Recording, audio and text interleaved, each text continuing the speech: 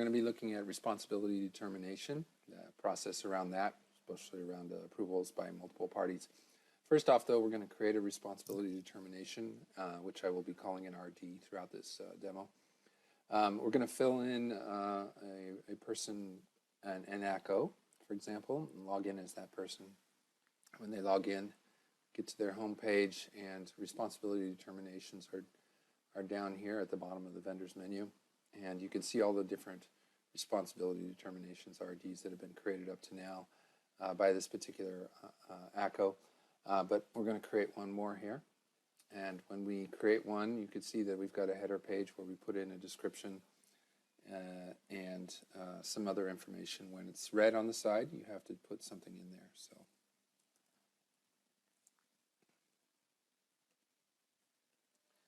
And confirm that it is me that's putting it in, and we have to pick a vendor that this is going to be against. So we will pick this one. So you can search for the vendor name, and it will select the different matches to that. Once we're done with that, we can go ahead and save.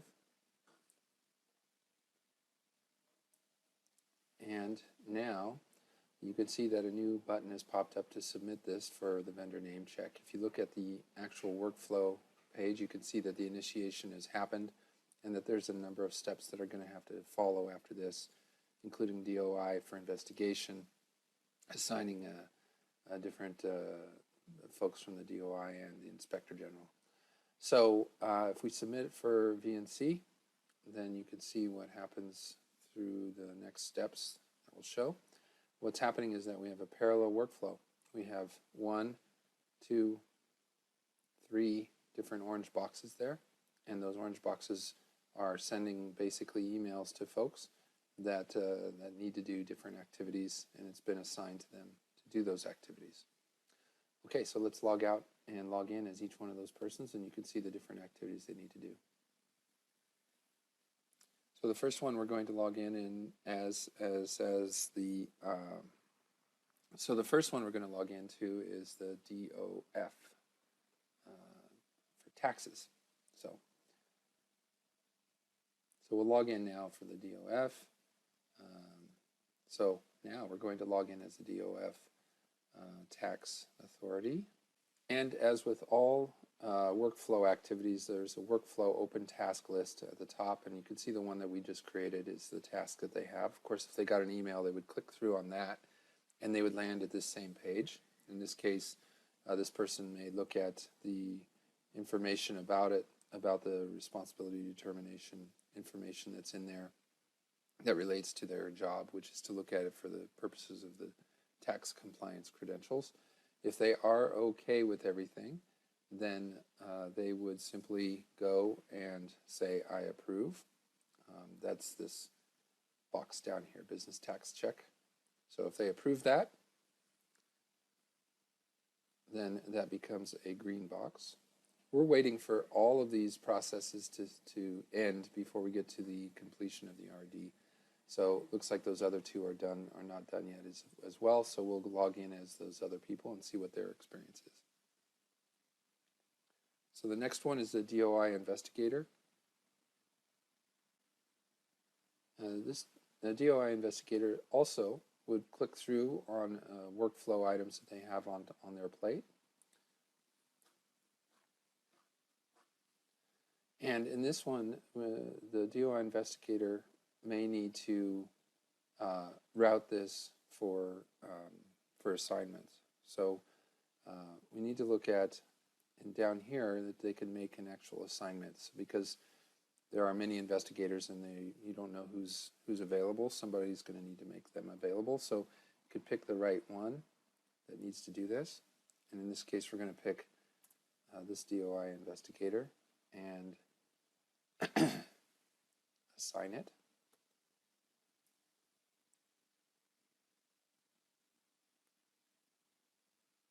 And in this case now, the DOI investigation that's been assigned in this box here, and now it's up to the person who it's been assigned to in this box.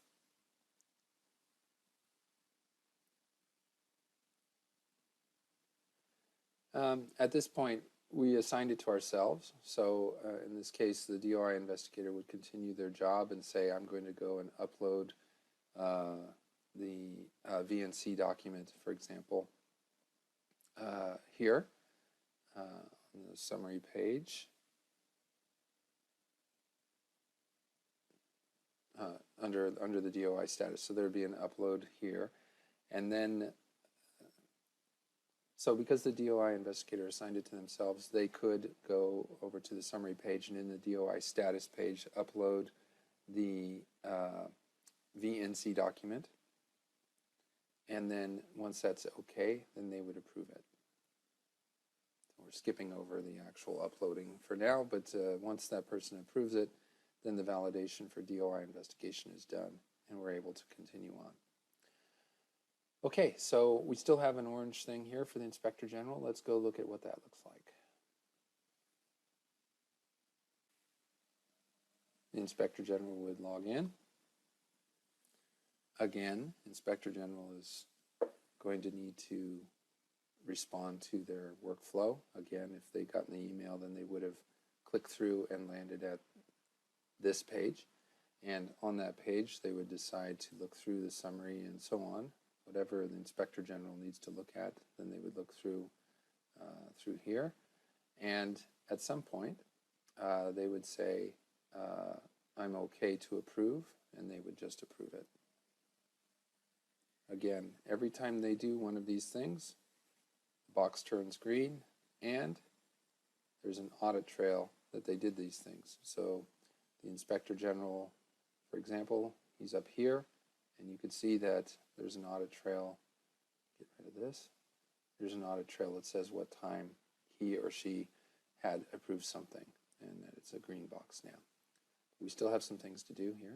You can see that it's in the DOI manager pool, which basically means that there's still a manager to be done, but it needs to be assigned. So let's go there. Now, before we do that though, notice that all of these three actions that we just went through, we did those sequentially, but they could be going in parallel. So we're saving some time in general in the process as long as everybody's getting everything, and they can go on with that. So now we're going to log in as the DOI supervisor so that we can get it assigned to a manager. And the DOI supervisor, again, has the workflow on there, so it brings them straight to the object in play. You can see the DOI manager pool, and where they do assignments is on this page too. So they're going to assign it to a particular manager, and in this case, I think just for quickness, we'll just do it to the same supervisor we were already. So they're assigning it to themselves. I'll just do it right now. It's basically what he's saying. I looked at this, and it doesn't require a lot more stuff. It's now assigned to me in the next thing, and I'm just going to go ahead and approve it. And now we're back to it being in the orange state here with the ACO. The original ACO is the person who's got it on their plate. So let's log back in as that person.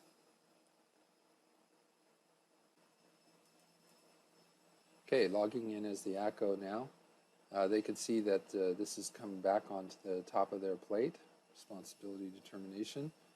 And in order to complete this, they would need to go to the validation tab or look through it and decide that it is complete from the RD point of view. And if you look here, that previously orange box is now green, and now we're up to the finalization. So there may be some steps between completing it and finalizing it. At this point, we're going to assume those steps happened. The ACO then goes and decides to approve it. And we have an extra little box here that's saying, hey, this is very important that you are sure everything is done, because it's going to lock it down. And they say yes.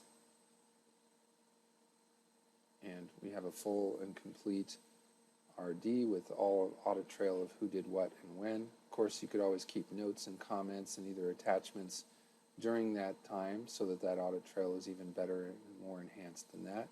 And you even have a history of all the emails that may have been sent out telling people that they needed to do things and so on. And that is the end of the responsibility determination use case.